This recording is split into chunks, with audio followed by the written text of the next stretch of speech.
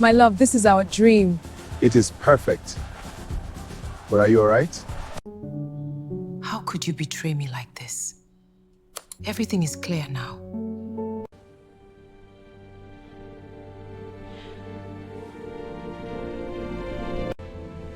Oh, it's so beautiful. Wow, and you got Must be nice. what's that? Hey, wake up! Why? Justice is served. This can't be happening.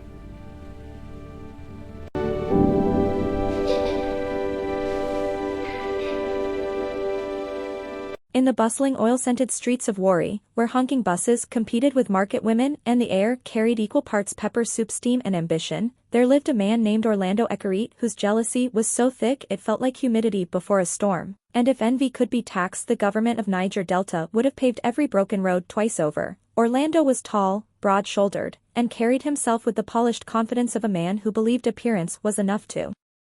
qualify as character, yet beneath that smooth exterior lurked a fragile ego that trembled whenever his wife Christy shone too brightly, and Christy fear shone naturally, effortlessly, like morning light spilling across river water, for she was not only beautiful but educated, disciplined, and employed by a reputable German firm that paid her more in 1 month than many earned in a year, a fact Orlando applauded loudly while they courted at a church program in Wari where he first approached her. With rehearsed humility and a smile stretched wide with promise, agreeing to every dream she voiced, praising her ambition, swearing that her success would be their shared pride. And when she carefully explained before their wedding that her salary was strong and her career important to building a stable future, he nodded eagerly, thumping his chest in exaggerated sincerity as though loyalty could be proven by sound effects alone. So the wedding that followed on the last Saturday of March unfolded in color and music, jollof rice perfumed with smoky spice, high-life rhythms swirling beneath bright decorations, relatives dancing with reckless joy, and Christy glowing in white lace while Orlando played the perfect husband for the cameras. Yet barely 2 weeks after the celebration faded into memory, Christy returned from work one evening to find Orlando seated stiffly in the living room, arms crossed like a judge preparing a verdict, and without greeting or gentleness he told her she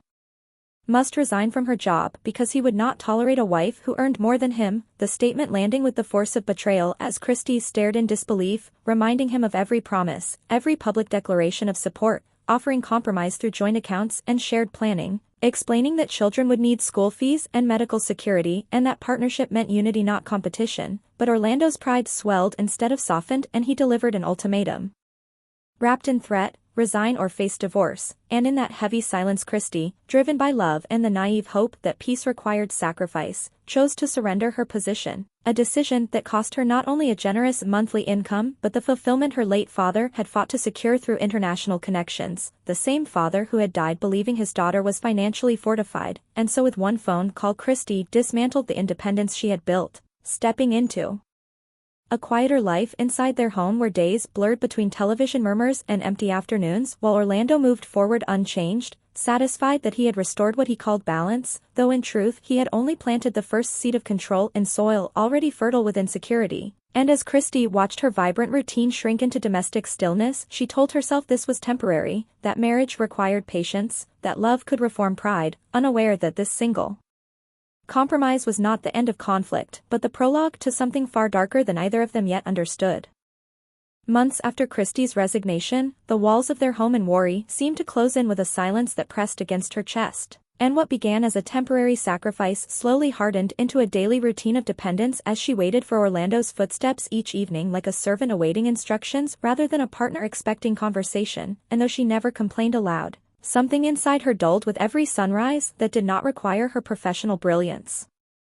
Until one evening 8 months into the marriage, Orlando entered the house accompanied by a stranger whose presence felt invasive before a single word was spoken, and without courtesy he demanded Christy's car documents, declaring calmly that he had sold her Toyota Camry, the car she purchased with her own earnings long before their paths crossed. And when she protested, reminding him it was her property, Orlando's voice dropped into that dangerous quiet tone that signaled resistance would cost more than compliance, and under the weight of humiliation she retrieved the papers while the buyer avoided eye contact, and just like that her mobility vanished along with her independence, replaced by Orlando's cold explanation that a woman without income did not need a vehicle and could use his car only at his convenience. And over the next 4 years Christy adjusted to rationed allowances, asking for money to buy necessities while Orlando spent freely on himself, yet he continued to hand her 200,000 naira monthly to send to her mother so the family would believe she remained successful, effectively using her former assets to fund the illusion of prosperity, and during those years she gave birth to 2 children, Aini and Imam, pouring all remaining strength into motherhood because loving them felt like the last territory he could not confiscate, until one afternoon her younger brother Okinadu called with electrifying news that he had secured admission and partial scholarship to Ohio State University in the United States, his voice trembling with hope as he explained he needed flight and settlement funds quickly, and Christie's heart ignited with pride yet sank with reality because she possessed nothing of her own. So that evening she prepared Orlando's favorite meal and gently presented the request, only to receive a dismissive refusal wrapped in ridicule, and when she demanded the money from her sold car, reminding him of the 5 million naira it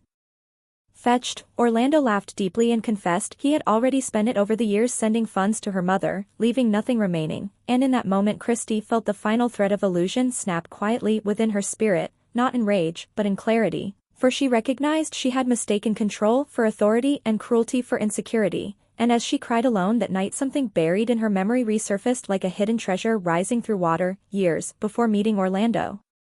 She had purchased a plot of land in Asaba for a modest sum, a fact never disclosed to her husband, and by morning she resolved to investigate its current value, unaware that this forgotten investment would soon become the turning key to reclaiming not just her brother's future but her own silenced destiny.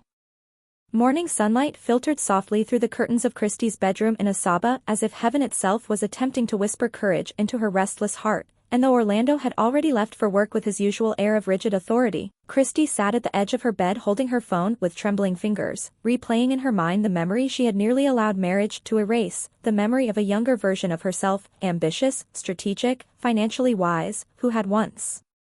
invested 1.6 million naira from her own salary into a modest plot of land on the outskirts of Asaba 2 full years before she ever met Orlando, back when her dreams were hers alone and no one dictated the size of her light. And with careful secrecy she contacted a trusted surveyor to reevaluate the land's current market value, her voice steady despite the storm beneath her ribs, and when the valuation report finally arrived later that week she had to sit down on the tiled floor because the numbers before her eyes did not feel real. The once humble property had appreciated to 24.8 million naira, a figure so staggering it felt like divine compensation calculated with precision, and tears filled her eyes again, but these were not tears of helplessness. They were tears of awakening, the kind that cleanse fear and replace it with resolve, and without informing Orlando, without confiding even in her closest friend, Christie moved swiftly and intelligently, meeting a reputable buyer through discreet channels, ensuring the paperwork was flawless and the transfer clean, and within days the funds reflected in a newly opened bank account bearing only her name, untouched by Orlando's signature or control, and the first act of her quiet rebellion was not revenge but restoration. For she transferred 18 million naira to Okinadu to cover his flight, initial living expenses, tuition gaps, and a safety cushion so he would land in America with dignity rather than desperation. And when he called her, his voice breaking with gratitude, swearing he would never forget what she had done, Christie smiled through her tears and instructed him gently not to reveal the amount to their mother, because strength sometimes grows best in silence. And with 3 million naira she purchased another plot of land in a developing estate, remembering her late father's words that land never betrays its owner, and she secured 4 million naira in long-term savings as a private foundation for whatever future she might one day choose, and something inside her posture shifted thereafter, subtle but unmistakable, as she moved through the house no longer like a woman erased but like a strategist gathering momentum. And when Orlando abruptly stopped giving her the monthly 200,000 naira to send to her mother, perhaps sensing change he could not identify, Christie calmly compensated from her own hidden funds, sending 100,000 directly and investing 500,000 into establishing a small but well-stocked kiosk in front of her mother's village home so that the older woman would have sustainable income rather than seasonal charity, and when her mother called crying with gratitude, praising her daughter for providing independence rather than handouts, Christie thanked God quietly after the call ended, because she understood now that provision is most powerful when it empowers others to stand, and months passed, then years, and across the ocean. Okinadu pushed through the demanding academic halls of Ohio State University, working part-time, sleeping little, studying relentlessly until graduation placed a degree in his hands, and soon after a prestigious American technology company offered him employment with full work sponsorship. A salary that startled Christie when she heard it, and in that moment she realized her 18 million naira decision had multiplied beyond imagination, because not only had she rescued her brothers' opportunity, she had quietly rebuilt her own sense of power, and Orlando remained unaware that the woman he believed dependent had reassembled her independence brick by brick beneath his very roof, and though she still cooked, still cared for the children, still maintained outward peace, there was now a calm strength in her eyes that did not seek his approval, a strength rooted in financial secrecy and emotional clarity, and as she tucked her children into bed one evening she understood with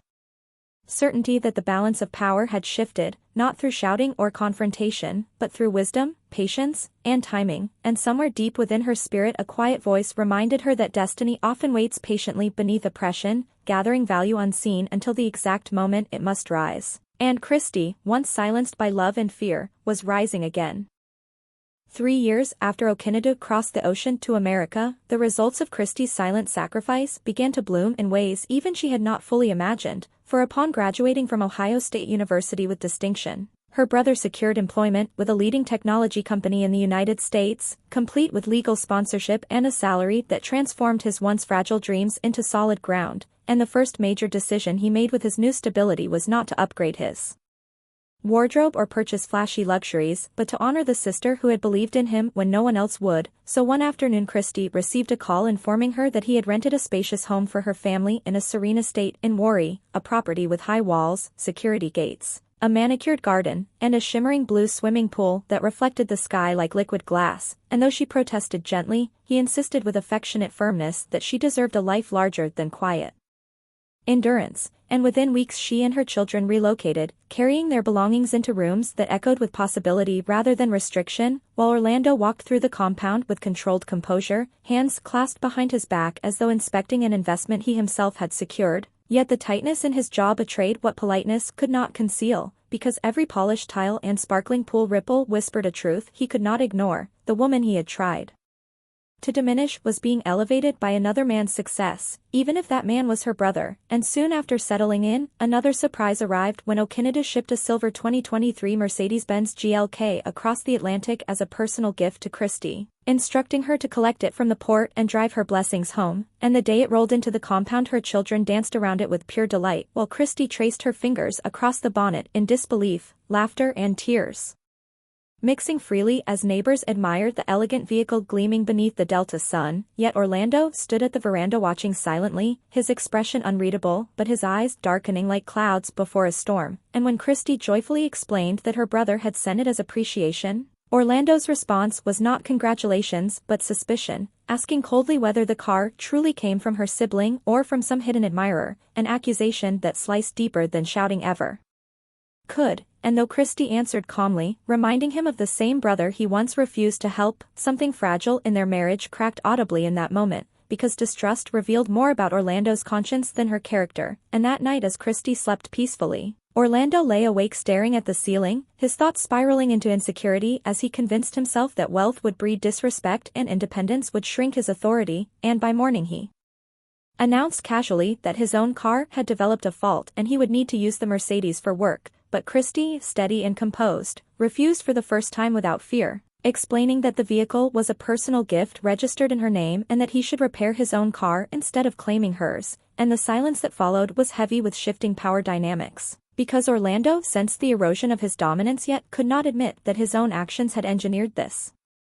outcome, and as days passed he moved through the house with brittle politeness, each glance at the Mercedes parked in the driveway reminding him of his failed attempts to control destiny, and jealousy hardened within him not merely as emotion but as obsession, a fixation on reclaiming superiority at any cost, while Christy continued her routines with measured grace, tending to her children, managing her hidden savings wisely, and refusing to shrink herself any longer, and neighbors who once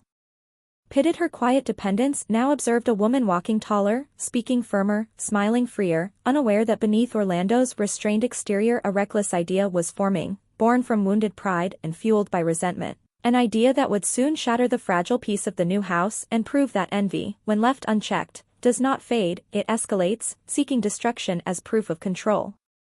The afternoon sun hung high above the quiet estate in Warri, casting sharp reflections across the surface of the swimming pool as Christy stood in the kitchen stirring vegetable soup thick with scent and memory. Crayfish and Audrey blending into a fragrance that once symbolized home but now simply marked another ordinary day, her children still at school and the house wrapped in that deceptive calm which often precedes chaos, when suddenly a heavy mechanical rumble broke the silence, a metallic groan so out of place that it sent a ripple of unease through her chest, and wiping her hands hurriedly on her apron she stepped toward the front door just as a massive yellow forklift rolled into the compound, its hydraulic arm rising with deliberate slowness toward the silver 2023 Mercedes-Benz GLK that gleamed innocently in the driveway, and for a split second her mind refused to process what her eyes were seeing until she noticed Orlando standing beside the machine, gesturing calmly to the operator as though directing routine construction work rather than orchestrating destruction, and before she could fully react the metal hook had already fastened around the undercarriage of the vehicle and the forklift began lifting it off the ground, tires dangling helplessly in midair, sunlight flashing against polished steel as the car swayed slightly above the garden tiles, and Christie's scream tore through the compound before she consciously formed it, her feet carrying her forward in disbelief as she shouted Orlando's name again and again, demanding he stop, demanding he explain, but he did not look at her, his face cold and composed, eyes fixed on the machine as though witnessing justice instead of cruelty, and with one final hand signal he instructed the operator to swing the suspended vehicle toward the pool, the hydraulic arm rotating slowly while neighbors began appearing at their fences, drawn by the noise and the surreal sight unfolding before them, and then, with a sharp release the car dropped, plunging into the water with a violent splash that erupted upward like an explosion, waves crashing against the tiled edges, water drenching the surrounding deck as the heavy vehicle sank steadily beneath the surface, bubbles rising desperately before fading into eerie stillness, and Christy collapsed onto her knees at the edge of the pool, staring down at the blurred outline of the Mercedes resting at the bottom, its lights extinguished, its metallic body now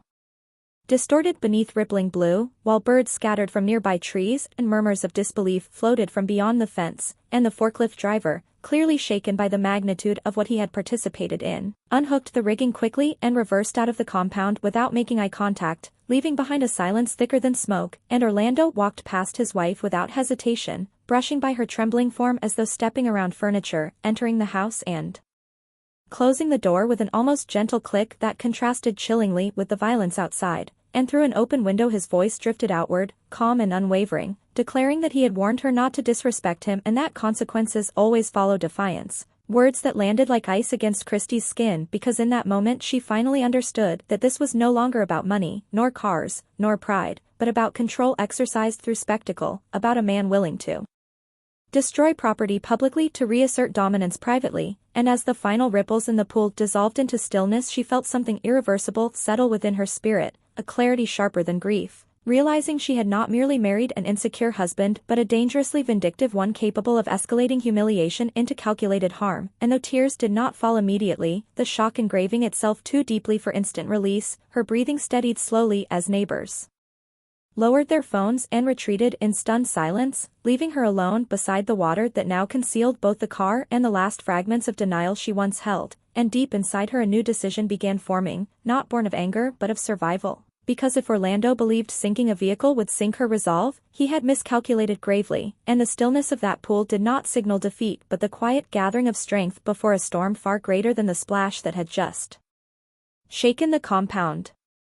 That night the house in Worry felt unnaturally quiet, as though even the walls were afraid to echo what had happened that afternoon, and Christy lay awake staring into the darkness long after her children had fallen asleep, replaying the image of the Mercedes sinking beneath the pool water while Orlando's voice floated coldly from the living room, and something inside her shifted permanently, not loudly, not violently, but with the steady finality of a door locking from the inside, and by morning her tears had dried into resolve, because she now understood that survival required strategy rather than emotion, and while Orlando moved about the house with forced normalcy, preparing for work as if he had merely disposed of trash rather than committed public destruction, Christy quietly called her brother overseas and recounted every detail with measured clarity, not exaggerating, not dramatizing, simply stating facts, and on the other end of the line Okinadu's breathing grew heavier with Each sentence, the calm professionalism in his American apartment contrasting sharply with the chaos she described, and he insisted on flying home immediately, but Christie stopped him, explaining that this fight would not be won with fists or confrontation but with documentation and law, because what Orlando had done was not only cruel but criminal damage to personal property, and after ending the call she contacted a lawyer recommended discreetly through a trusted acquaintance, ensuring Orlando would not detect the shift until it was irreversible, and by afternoon she had photographs of the submerged vehicle, witness statements from neighbors who had recorded the incident, and a formal police report filed describing the deliberate destruction of her registered asset. And when the officers arrived at the compound to inspect the scene, Orlando's confidence flickered for the first time, his posture tightening as he realized this was no longer a domestic argument but a legal matter. Yet he attempted to mask concern with arrogance, claiming marital authority over shared property, only to be informed calmly that the car was registered solely in Christie's name and that intent to destroy could carry significant consequences. And for the first time since their wedding day he experienced the discomfort of losing narrative control, while Christie stood quietly beside the officers, not shouting, not pleading, simply present, her composure more unsettling than rage, and after they left, Orlando confronted her inside the house, accusing her of betrayal, of dragging outsiders into family issues, but she responded with a steadiness he had never witnessed before, explaining that respect is not enforced through fear and that partnership cannot exist where violence is normalized. And that evening she packed a small suitcase for herself and the children, not dramatically, not secretly, but deliberately, informing Orlando that she would be staying temporarily elsewhere until the matter was resolved, and though he attempted to intimidate her with threats of financial withdrawal, she did not flinch, because unknown to him her accounts were secure, her investments growing quietly in Asaba, and her brother prepared to support her fully if necessary. And as she drove away in a rented vehicle arranged through her lawyer, leaving the once impressive house behind, she felt neither defeat nor revenge but liberation beginning to breathe within her lungs, for the man who believed destruction would silence her had instead provided evidence of his own instability, and within weeks legal proceedings advanced swiftly, insurance claims initiated, civil charges evaluated, and the estate neighbors who once whispered now openly discussed the scandal of the man who dropped his wife's car into a pool out of jealousy, and Orlando's reputation began cracking under scrutiny just as Christie's confidence solidified under truth, and as she tucked her children into beds in a temporary serviced apartment she realized that the true turning point was not the splash of metal against water but the moment she chose to respond with intelligence instead of fear, because jealousy may shout loudly, but justice moves patiently. And for the first time in years Christie slept without the weight of silent endurance pressing against her chest, aware that the next chapter of her life would not be written under intimidation but under self-respect. The legal process unfolded with a steadiness that contrasted sharply against the chaos Orlando had unleashed, and within weeks the quiet estate in Warri became known less for its manicured lawns and more for the scandal of a man whose pride had drowned a luxury vehicle in his own swimming pool. Yet Christie refused to let gossip define her narrative, choosing instead to focus on documentation, testimony, and the steady guidance of her lawyer, who assured her that deliberate destruction of property, especially one solely registered in her name, would carry financial consequences Orlando had not calculated in his moment of rage. And as the case moved forward it became painfully clear that witnesses, video recordings from neighbors, and even the forklift operator's reluctant statement formed a chain of evidence too solid to dismiss, forcing Orlando to confront the reality that dominance built on fear collapses quickly under public scrutiny, and though he attempted negotiation at first, suggesting they settle privately, Christie declined, her voice calm but unwavering, because she understood now that silence had always been the currency he used to maintain control, and she was no longer willing to pay with it. And as weeks turned into months, insurance investigations, legal evaluations, and compensation assessments pressed Orlando into financial strain, his carefully maintained image cracking in professional circles where colleagues whispered about instability and poor judgment, while Christie, staying temporarily in a serviced apartment funded quietly through her own savings and partial legal advances, rebuilt her routine with disciplined clarity, enrolling her children in counseling to process the trauma, reconnecting with former professional contacts in Germany, and exploring consultancy opportunities that could reawaken the career she once abandoned. And when Okinadu called from the United States, now thriving in his tech position with increasing promotions, he reassured her that whatever path she chose, reconciliation or divorce, she would not walk it unsupported. Yet Christie's decision formed not from anger nor external pressure but from reflection, because one evening as she watched her daughter Aini carefully draw a picture of their old house, with a car floating in blue crayon water, she realized the legacy she would leave her children depended on what she tolerated today, and no child should grow believing love looks like intimidation. So when mediation concluded and Orlando, cornered legally and financially, offered a settlement package that included full repayment for the destroyed vehicle, additional damages, and division of assets, Christy accepted, not as mercy but as closure. And shortly afterward she filed formally for divorce, citing irreconcilable differences rooted in emotional and psychological harm, and though the process stirred public conversation, she carried herself with composure that commanded respect, and by the time the decree was finalized she had already secured a consultancy contract linked to her former German connections, restoring a monthly income close to what she once earned before marriage, while her investments in Asaba continued appreciating steadily. And with part of the settlement funds she purchased a modest but elegant home under her sole ownership, free from intimidation and heavy silences, and the day she received the keys she stood alone in the empty living room. Sunlight streaming through wide windows, remembering the young woman who once sacrificed everything for peace and the stronger woman who reclaimed everything through wisdom, and she whispered gratitude not for revenge but for resilience. Because the true victory was not watching Orlando struggle under consequences, but recognizing she had survived without becoming bitter, and years later when neighbors occasionally referenced the infamous pool incident, it was no longer with pity but with admiration for the woman who refused to drown with what was thrown at her, and Orlando's name gradually faded from her daily vocabulary, reduced to a chapter rather than a headline, while Christy flourished as a consultant, investor, and devoted mother, raising her children in an environment where respect was mutual and strength was quiet. And when Okinadu visited from America bringing gifts and laughter into her new home, they would sometimes sit on the balcony at sunset discussing how life's